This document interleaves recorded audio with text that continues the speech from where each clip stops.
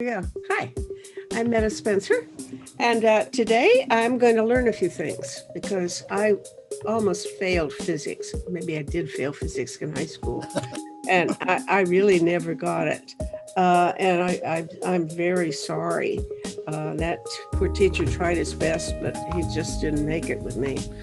But all this time I've been thinking now I just need to learn about electricity and things like that. And today I've got an engineer who's going to explain things to me. He's going to tell me all about electric grids. Now, I'll tell you why I particularly need to know. That is, I'm running this thing called Project Save the World, which is why you're listening to me, because you want to save the world too, right? And we have this thing called the Platform for Survival, which is 25 planks that are, if we manage to accomplish all of them, we would very much reduce the risk of 6 of the world's worst global threats to human survival. And one of the planks on here was written by somebody else. Thank goodness, because I couldn't have written it. And here's what it says. And this is to reduce global warming. This is a plank to try to help us overcome, global warming. It says, all states shall accelerate research and development of high voltage direct current electric grids, energy storage, and demand system management. Well, I've been trying for years now to get somebody to explain that to me, and Craig Smith is here to do the job. Craig is not here. He's actually in California, where it's warmer than here. I'm getting a lot of snow today. So, Craig, hi. How are you today? Well, fine, Meta. Good morning, and thank you for having me on your show. As always, a pleasure. It's a pleasure And for me too. And I see in the background the name of your book, Reaching Net Zero. Let's give it a plug before we get into other business, right? We want well, everybody thank you. to read that book. Okay. So Craig is an engineer by training, but he became the CEO of some sort of big conglomerate or An construction company or something. architect engineering company. My original background actually was electrical engineering. So, Uh-huh. Okay, so you knew a thing. You can even explain to me what voltage is or something like that, right? yes, I'll be happy to talk about that. Okay, uh, the upshot of this plank, which I am committed to, because it's the thing I work for. I'm committed to this, but I don't know what it means.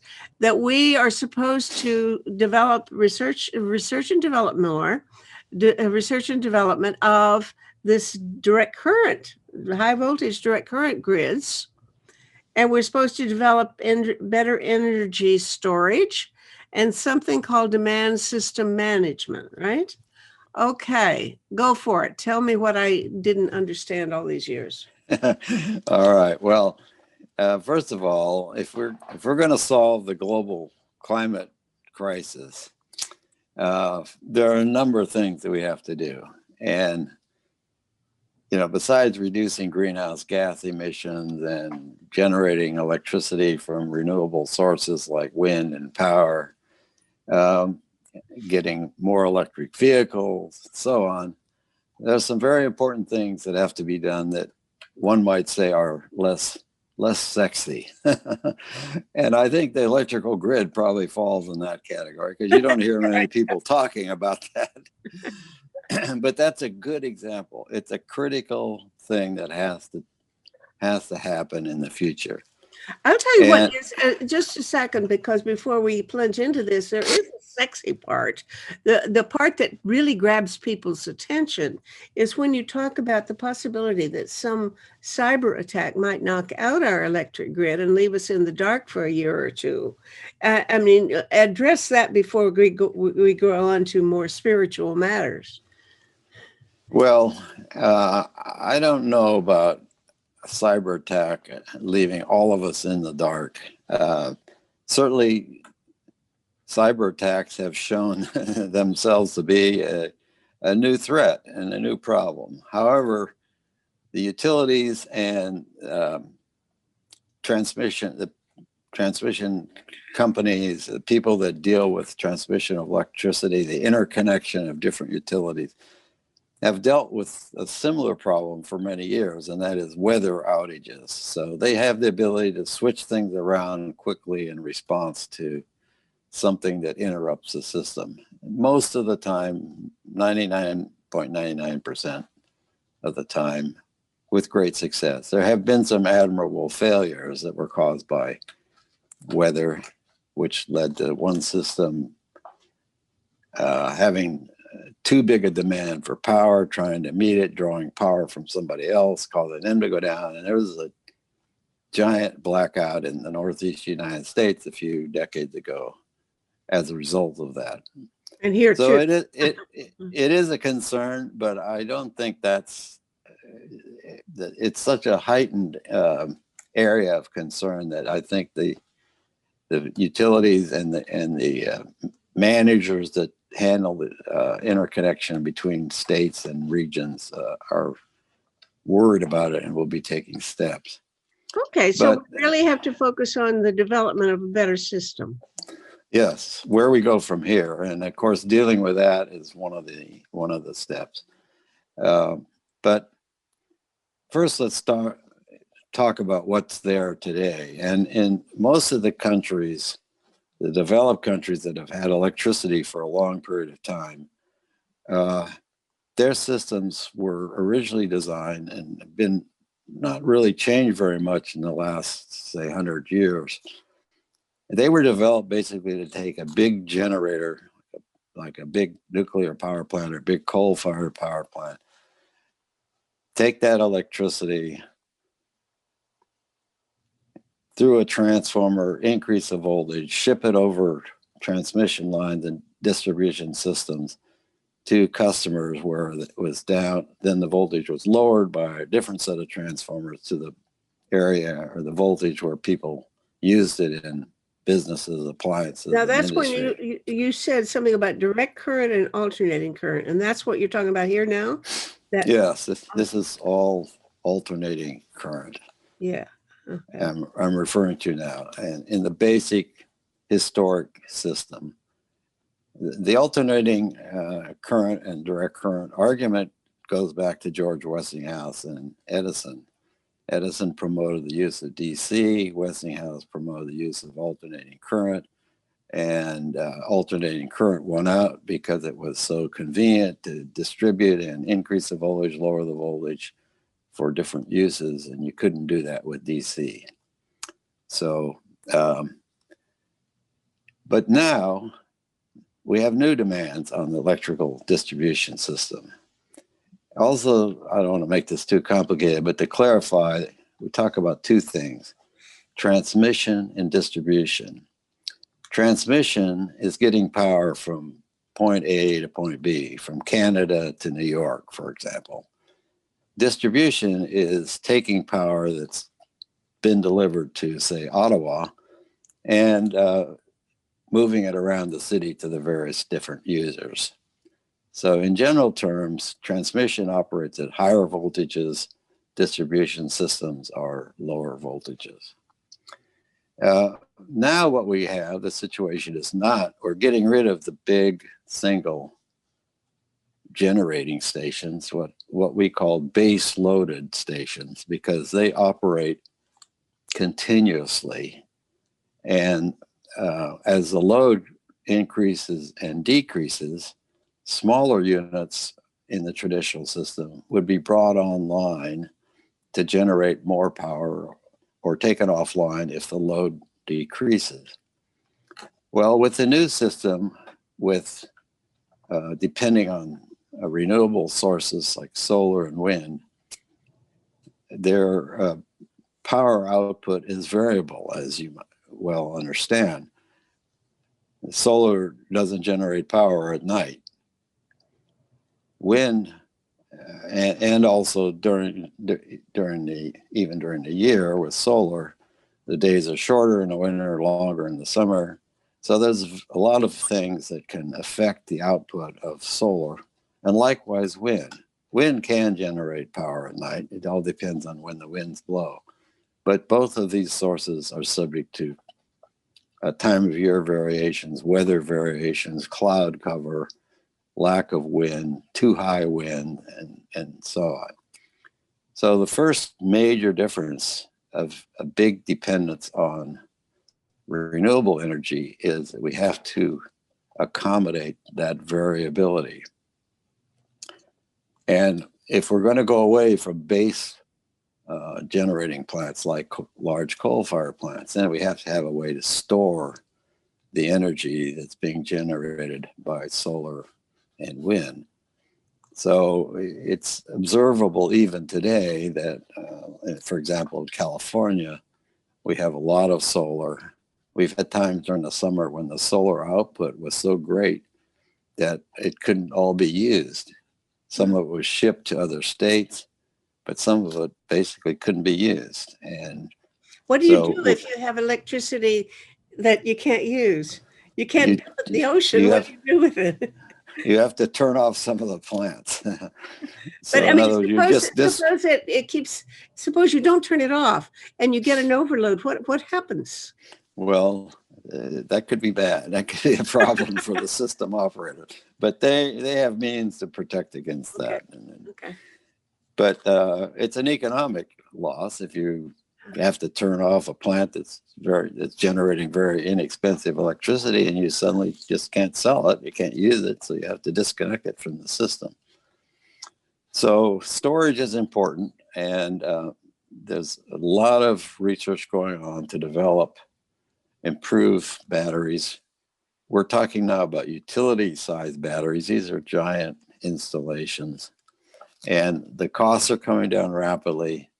And so that's part of your plank, and R&D to develop improved storage systems.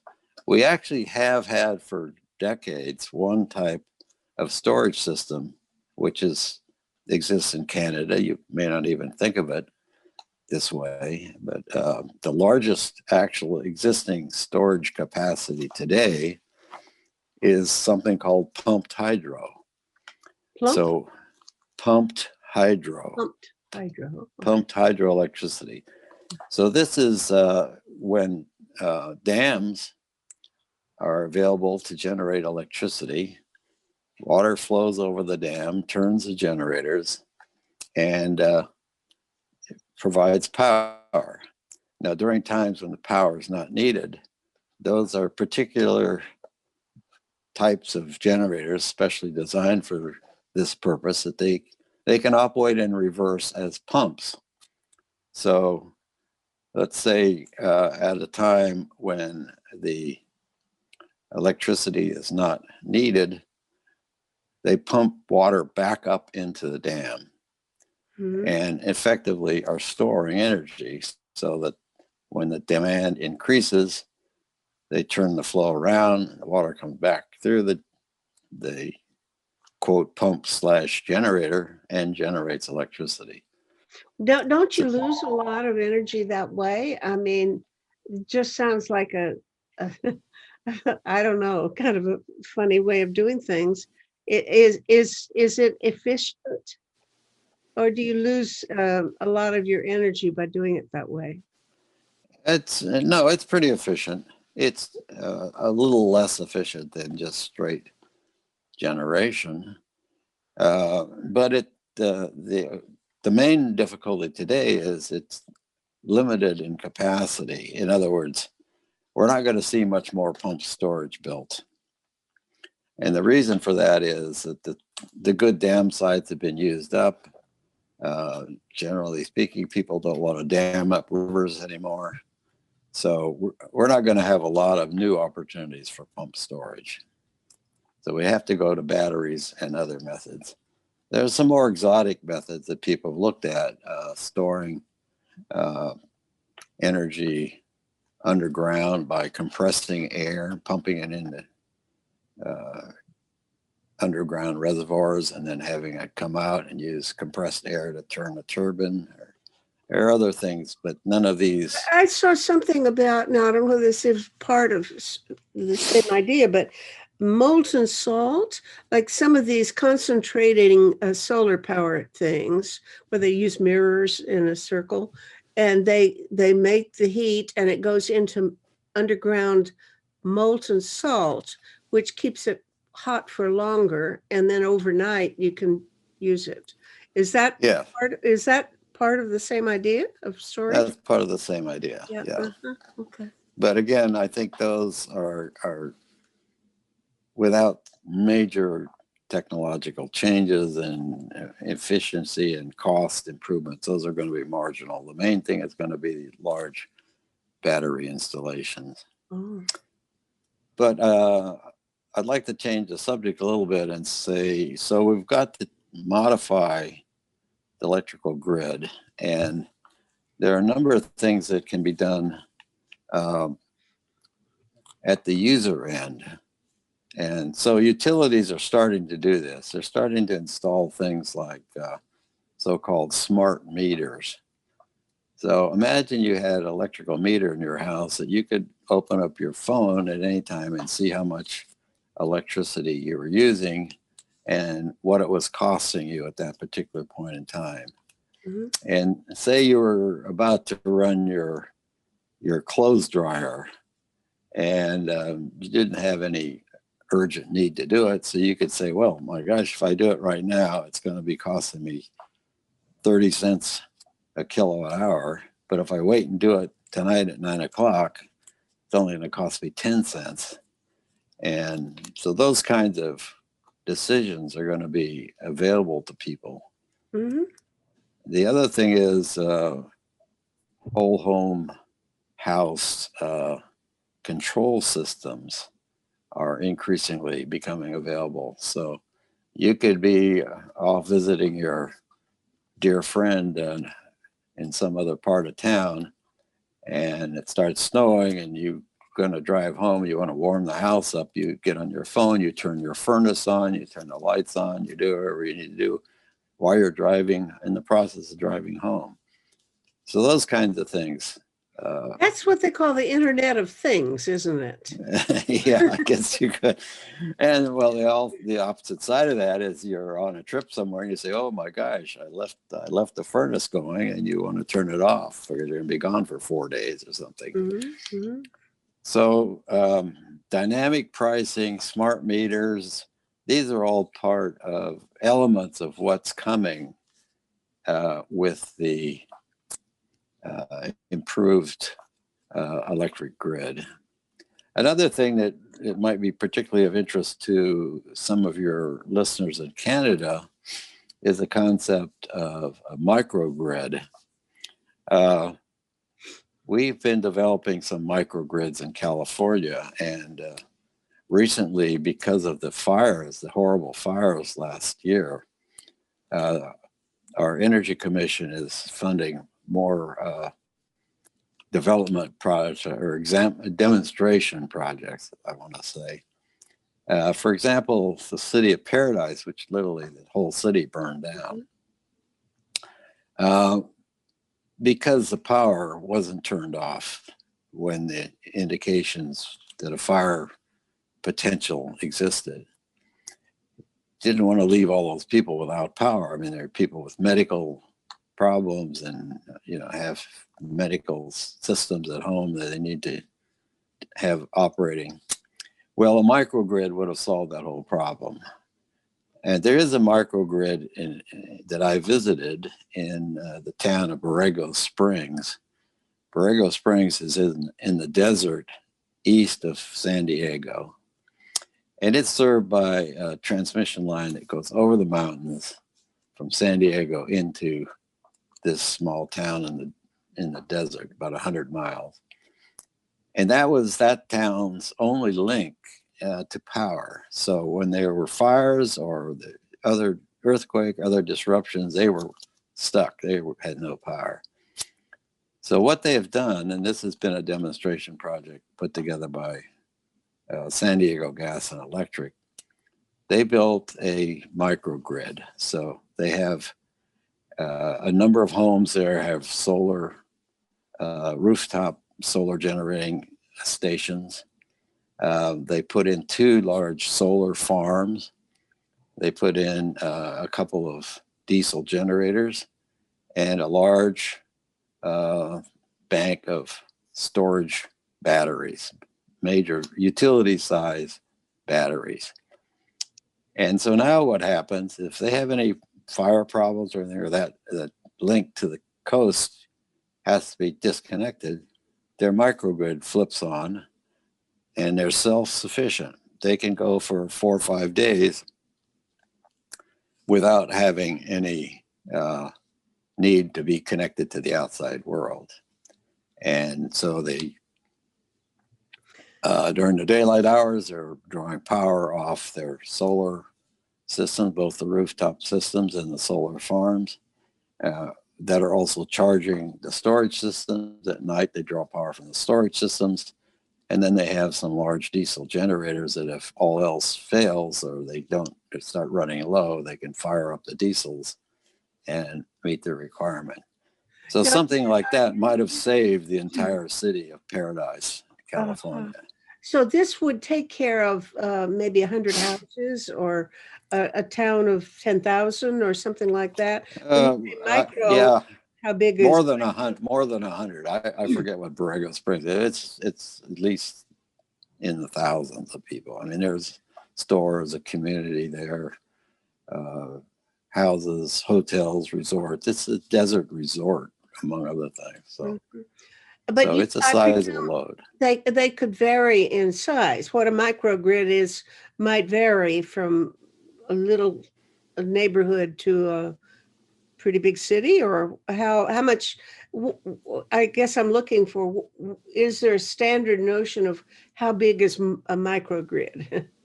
No, I don't think there's a standard notion. I know also there are things like college campuses, multiple buildings, And they would have their own. and they have their own system, yeah, which is probably what I would describe as the lower end or smaller end of a microgrid.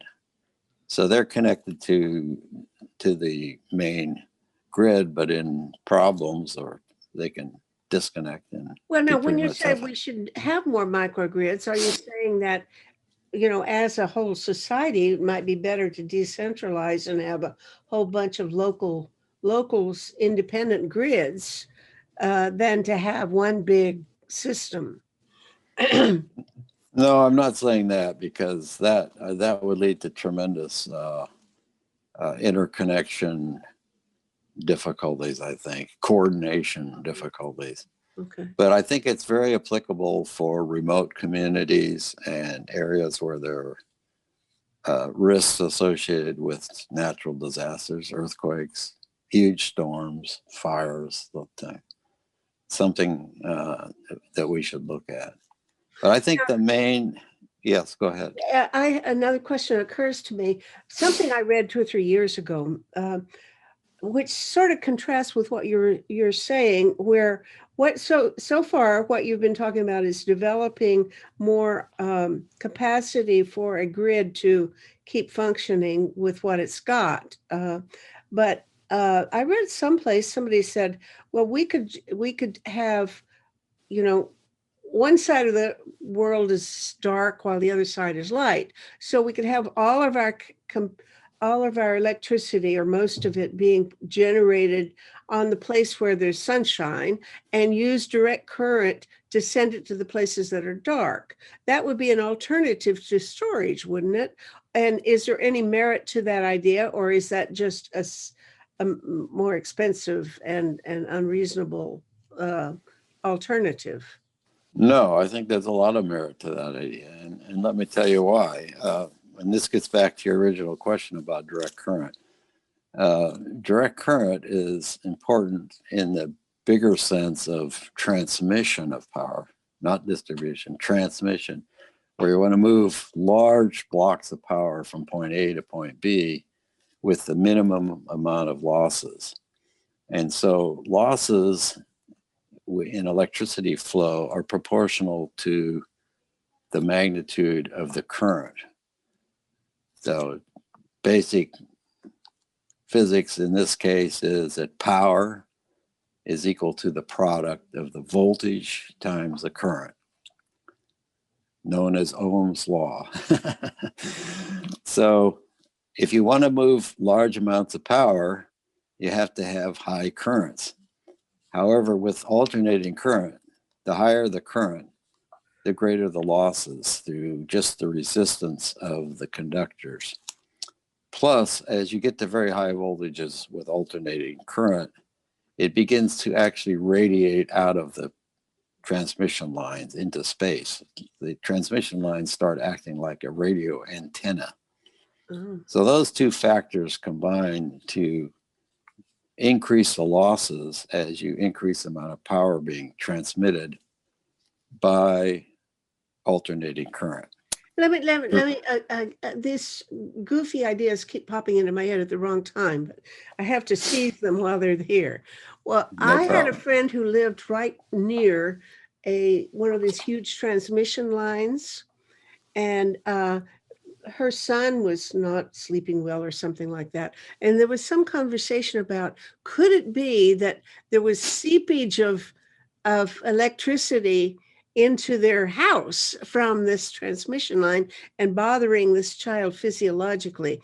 I mean, it was a strange idea. Is that a completely silly idea, or is there possibly something to that kind of thing? I think that's been disproved. I mean, there is radiation. I put that in the category of people saying that when you talk on your smartphone, you're putting radiation into your brain. Yeah, I well, guess I those didn't know things have whether you been. discount that or not. I mean, you do discount that. You don't think it's true, huh? I don't think it's significant. Let's put it that way. And typically, our utilities keep the area under the transmission lines cleared. They may have farmers plant crops. You've probably seen this, but there's a broad right of way for transmission lines. So people are maintained at a distance where that radiation or electromagnetic energy from the transmission lines is dissipated down to levels that are inconsequential. Okay, so I distracted you. Sorry. That's all right. That's all right. Don't worry about that problem. Anyway, back to direct current. So direct current has the advantage that it doesn't have some of these losses associated with alternating current when you're operating at very high voltages. So we, as an example, in California, we've had for many years a high voltage direct current line that comes from the state of Washington. The Bonneville Power Administration, the state of Washington, federal project operates large dams that generate huge amounts of electricity. That power is converted to direct current in Washington, and then it's sent down to California as direct current over high voltage direct current transmission line. It comes into an area just north of the city, out in the San Fernando Valley, where there's a huge inverter station. It receives the direct current, inverts it, in other words, converts it to alternate current, and feeds it into the grid that supplies Southern California. And that's been in operation for at least 50 years, I would say. So more systems like that would be useful. I'll just tell you a little side story.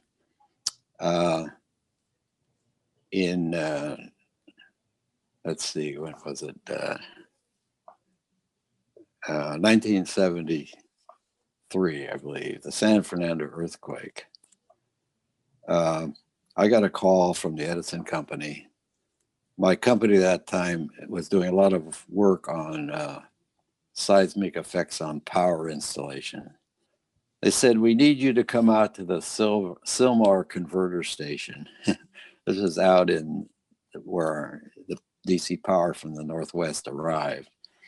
So I drove out there with some of my colleagues and some instruments and so on, and we looked at this expensive equipment that was used to convert the direct current to the AC. A lot of giant ceramic insulator posts and wires and cables and stuff. It was like a bomb had gone off. All that stuff was shattered. In 30 seconds, the thing was just destroyed from this earthquake.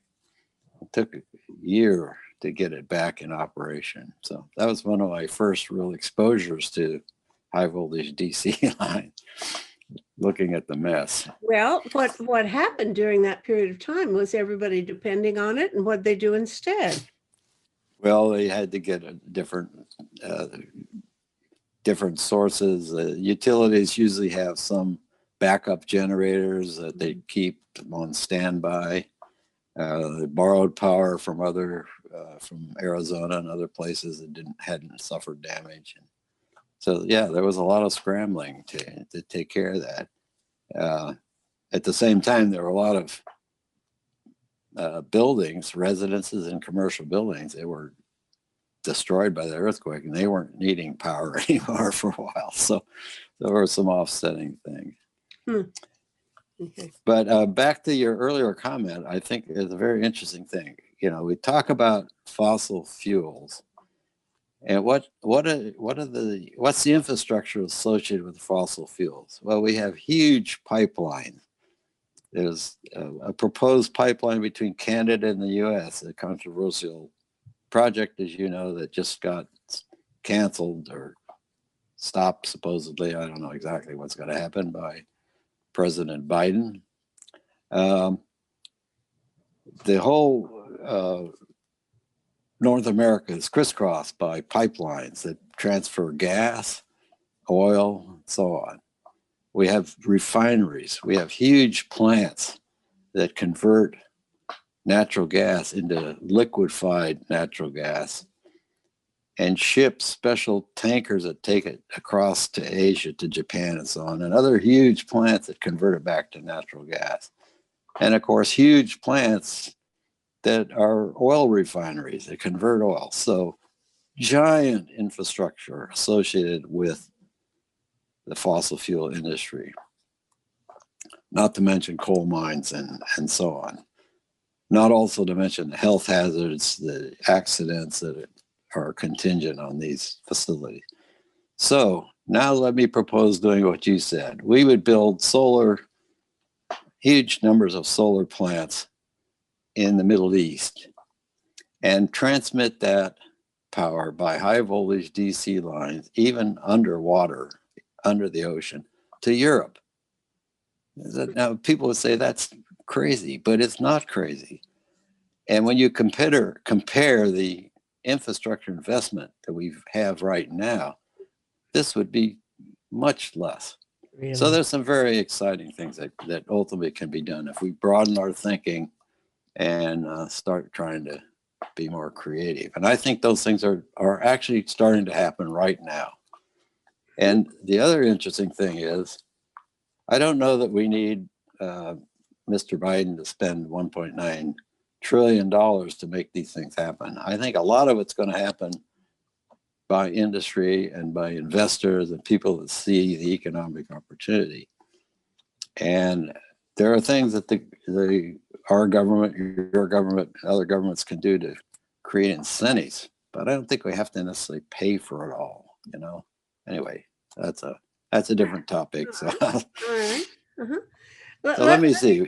I've got something else, this thing in our plank here that I didn't understand, called demand system management. What's that all about? Okay, well, demand system management is something that, what can you do to control the demand for electricity?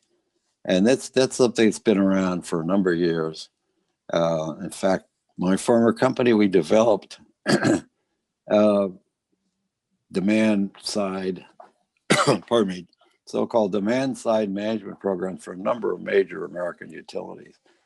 And this was helping the utilities assist their customers in installing heat pumps rather than gas burning heaters, more efficient lighting systems, better lighting controls, A good example is an occupancy sensor. So in buildings where you have public restrooms, you don't have to have the light on the whole time, 24 hours a day. You have it set up so somebody opens the door, the light goes on. When they leave, 15, some prescribed time later, the lights go back off.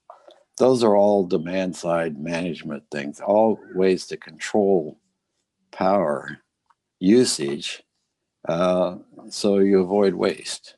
Well, And would it be worthwhile having it in one's own home? I mean, if I, I leave lights on all over the place, and probably be smart if something would turn it off behind me when I leave the room, but I don't always do that by any means.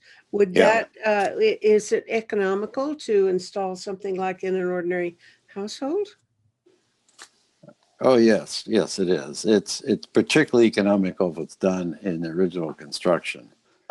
In your case, I mean, if you want to do it in your house, there are actually devices you can go to your home supply store and you can buy a little thing. You plug it into the wall and you plug the light into it, and it will sense when you come into the room, or you clap your hands and it turns the lights on and it turns them off after a certain delay. Today there are thousands of those types of devices that Okay, now can I be. don't think it would work here because I live in a condo, a high-rise condo, and all of our electrical system is connected. In fact, a few years ago, one of the supers told me that they were going to switch it so that we'd each pay for our own electricity, because now we just have a flat rate we pay Right. for all apartments.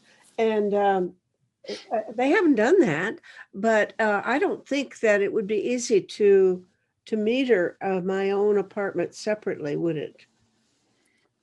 Uh, it wouldn't be that difficult. It's hard to say because it depends how the building was wired in the first place. But a lot of apartments and condominiums and so on are recognizing that would be to your advantage, because right now, if somebody else goes off for a month, leaves all the lights on, you're paying for it.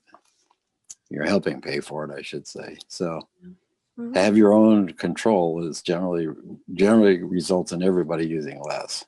So everybody's good. This is a coming thing. We're going to see more of that. I believe we will. Yes. Okay. Okay. And the question of storage now. I get things talking about lithium. Now, is lithium, as I understand it, lithium is the main thing they use in batteries, right?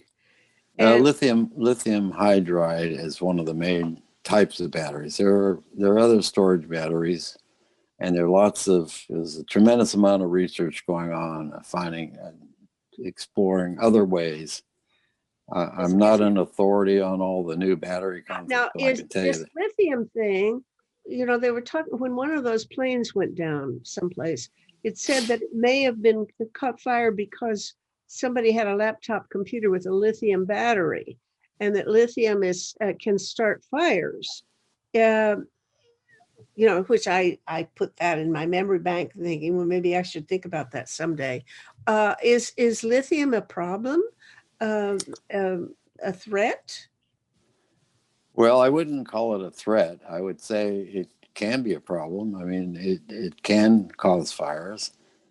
We have today millions of devices using lithium batteries. I'm talking to you on one of them, but yes, it can be a hazard. I never charge my phone or other things and leave them when I'm not around, or have them run all night or anything like that. Yeah. Oh, I do. So you don't want them to overheat. The worst case of this happened actually. I don't know about a plane. I hadn't heard about that, but I can tell you a true real life example was a boat in Southern California that took people over to the Channel Islands for diving and snorkeling and so on out of Oxnard. And so this boat goes over there and anchors by the offshore island, by Santa Cruz Island, with about 30 people on board. And they all have smartphones, cameras, underwater devices, and they're plugging these in to recharge them at night. They go down below to sleep, and one of these devices overheated and caught fire and triggered a fire. And there's 30 some people down below, 2 exits, one out of one end, one very hard to get up, kind of climb out through a hatch. And 2 crewmen, 1 crewman down there, 2 crewmen supposedly on watch upstairs, both of them asleep. And upshot is all the people down below died. Boat burned up and sank. The 2 crewmen above jumped in the water and swam to another boat. Terrible tragedy. And this boat, the electrical system was never intended to recharge, dozens and dozens of devices like this. And then there were some safety features that weren't proper, and hey, it's a terrible tragedy. But that gives you an idea of the risks. So yes, we have to be careful about that. Well, now, if there's trying to find things other than lithium, are there other things that are less risky that wouldn't have that danger? I'm inclined to say yes, but frankly, I'm not up on all the latest battery developments. I haven't paid that much attention to it. It's well, let me just explain that when we talk about the utility system batteries, which is what I've been primarily concerned about, you want to think of these like a giant, what's a good example? A railroad car. They're big, typically mobile, like a big van. They're brought onto a utility substation and parked there permanently. So they're not going to pose a risk to you or I. Okay. Okay. Well, I was hearing a couple of years ago that the real big quest was for the perfect battery. To whoever comes up with the really better battery is going to, be the giant of the 21st century. Is there still a race for improving batteries, or are they getting there one by one, a little bit at a time, incrementally? Well, I would say yes, there's certainly a race. Certainly a lot of work all over the world trying to develop better, more efficient, bigger, and cheaper batteries. So far, it's very clear the costs have come down dramatically.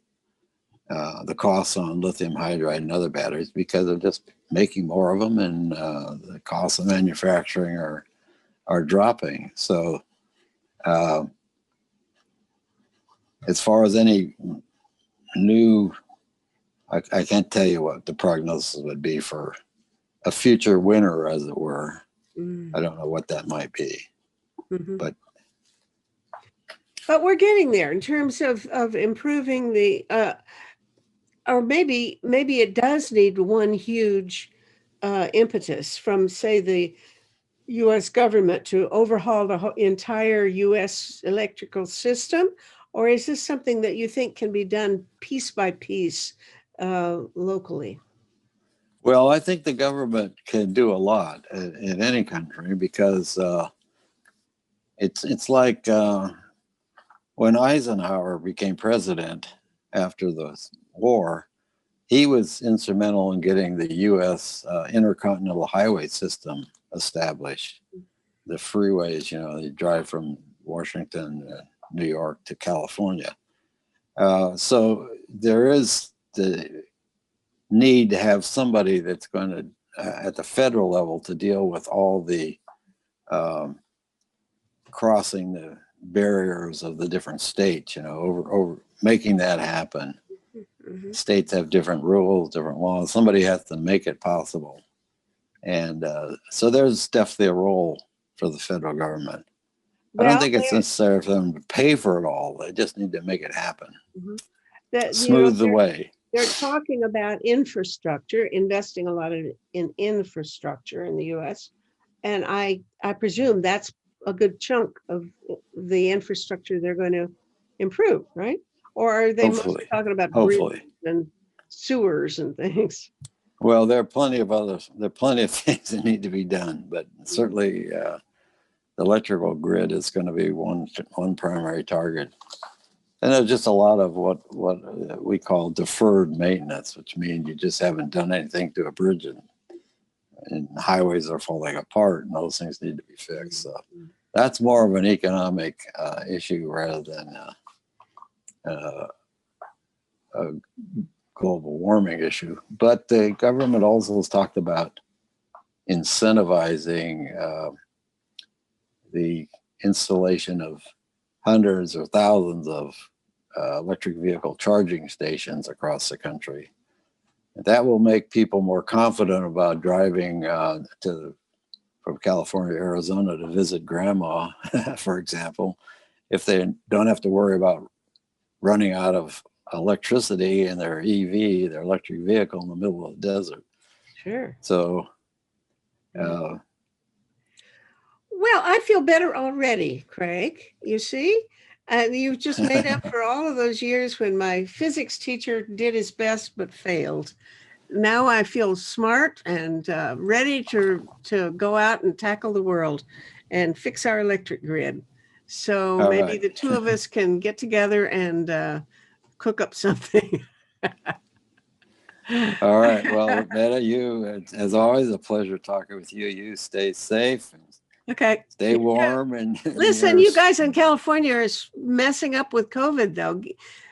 What's the matter with you guys? I mean, we're not doing so well here, but wow, I hear about California is in big trouble. It's been really bad. I do want to let you know that I feel fortunate. My wife and I both received the first Pfizer vaccine a week ago. Oh, you got it. Good for you. I think my next door neighbors have also done that. Oh, your next door neighbor is my brother. Is that the brother, the neighbor you're talking about? That's the one I'm referring to.